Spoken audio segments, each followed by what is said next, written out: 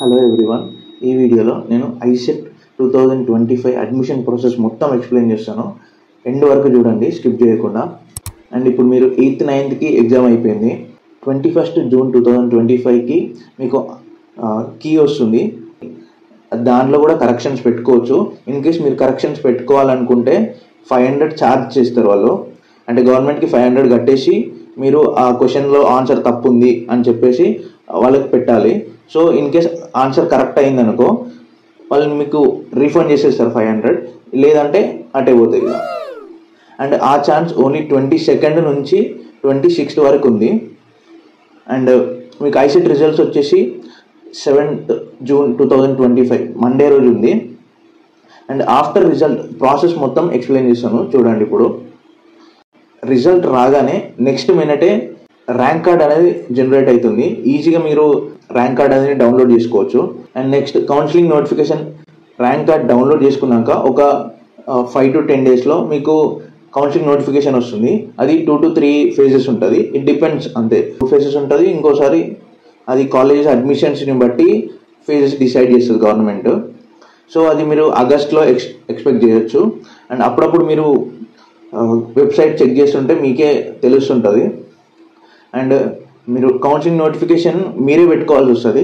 అది వెబ్సైట్లోకి వెళ్ళి మీరు మీకు దగ్గరున్న హెల్ప్ లైన్ సెంటర్కి వెళ్ళి డాక్యుమెంటేషన్ ప్రాసెస్ అనేది సెలెక్ట్ చేసుకోవాలి. అంటే మీకు దగ్గరున్న హెల్ప్ లైన్ సెంటర్ని సెలెక్ట్ చేసుకొని మీరే ఆ రోజు వస్తాం అన్నట్టు సెట్ చేసి పెట్టుకోవాలి.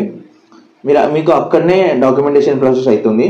డాక్యుమెంటేషన్ ప్రాసెస్కి ఐసెట్ ఎగ్జామ్కి ఏ హాల్ టికెట్ తీసుకెళ్ళారో అది, అండ్ ర్యాంక్ కార్డ్ ఇంతకుముందు డౌన్లోడ్ చేసినాం కదా, అక్కడ ర్యాంక్ కార్డ్ అండ్ సర్టిఫికేట్స్. మీరు ఐ థింక్ 3rd class నుంచి సర్టిఫికేట్స్ అడుగుతారు, బోనఫైడ్ అయినా అడుగుతారు. Just originals and copy, photo copy, జిరాక్స్లు కూడా తీసుకోవాలి మీరు. అండ్ క్యాస్ట్, ఇన్కమ్ మీది ఈ ఇయర్ ప్రజెంట్ ఇయర్దే ఉండాలి. అండ్ ఆధార్ కార్డ్, ఇంకా కొన్ని డాక్యుమెంట్స్ అడుగుతారు. వెబ్ ఆప్షన్స్ స్టార్ట్ అయ్యే ముందు అన్నీ క్లియర్ చేసుకుంటేనే మీకు వెబ్ ఆప్షన్స్ అనేవి మీకు లాగిన్ ఐడి జనరేట్ అవుతుంది. అండ్ వెబ్ ఆప్షన్స్ ఎంట్రీ కావాలంటే మీకు లాగిన్ ఐడి కావాలి. మీకు college preferences based on your rank and interest. మీరు కాలేజ్ ప్రిఫరెన్సెస్ పెట్టుకునేటప్పుడు మీ ర్యాంక్ ఎట్లా బేస్ చేసుకొని, అంటే ఫస్ట్ మీరు గవర్నమెంట్ వెబ్సైట్లో ర్యాంక్ వైజ్ లిస్ట్ అని దొరుకుతుంది. అది ఇంకా రిలీజ్ చేయలేదు అనుకుంటా. మీరు రిలీజ్ చేశాక అందులో చూడండి ఏ కాలేజ్కి ఏ ర్యాంక్ వరకు పెట్టుకుంటే అందులో సీట్ వస్తుంది మీకు అనేది ఉంటుంది.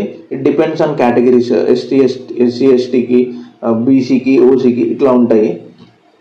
బేస్డ్ ఆన్ యువర్ ర్యాంక్ చూడండి, rank, category and options.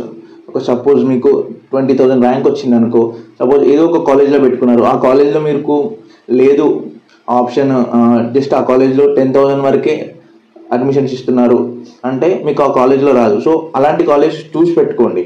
And మీరు ఫస్ట్ ఫేజ్ మిస్ అయినా కూడా సెకండ్ ఫేజ్లో పెట్టుకోవచ్చు. ఒకవేళ మీకు కాలేజ్ నచ్చకున్నా కూడా సెకండ్ ఫేజ్లో పెట్టుకోవచ్చు. మళ్ళీ ఫస్ట్ కాలేజ్లో పెట్టుకున్నా, నాకు అది కరెక్ట్ నచ్చలేదు, నేను సెకండ్ కాలేజ్లో పెట్టుకున్నా, అది కూడా నాకు నచ్చలేదు అంటే మీరు 3rd phase పెట్టుకోవచ్చు. ఇన్ కేస్ 3rd phase ఉంటుందా లేదా అనేది కన్ఫర్మ్ లేదు. సో అది చూసుకొని పెట్టుకోవాలి. లేకపోతే ఫస్ట్ ఫేజ్లో మళ్ళీ నాకు ఫస్ట్ ఫేజ్లో కాలేజ్ కావాలి అని అంటే అట్లా ఉండదు. సెకండ్ ఫేజ్లో వచ్చిన కాలేజ్కి పక్కా వెళ్ళాల్సి వస్తుంది. అండ్ సీట్ అలాట్మెంట్ అయిన తర్వాత మీరు అలాట్మెంట్ ఆర్డర్ అనేది డౌన్లోడ్ చేసుకోవాలి. అండ్ ఫీ పేమెంట్ ఇది కొంచెం సరిగ్గా వినండి. ఫర్ ఎగ్జాంపుల్ మీ ఫీజు 90,000 అనుకోండి. ఫర్ ఎగ్జాంపుల్ 90,000 అనుకోండి టోటల్ ఫీజు పర్ ఇయర్కి. సో అందులో 30% ఫ్రీ రియంబర్స్మెంట్, అంటే గవర్నమెంట్ నుంచి మనకు వస్తుంది. సేమ్ మీకు డిగ్రీలో వచ్చినట్టే.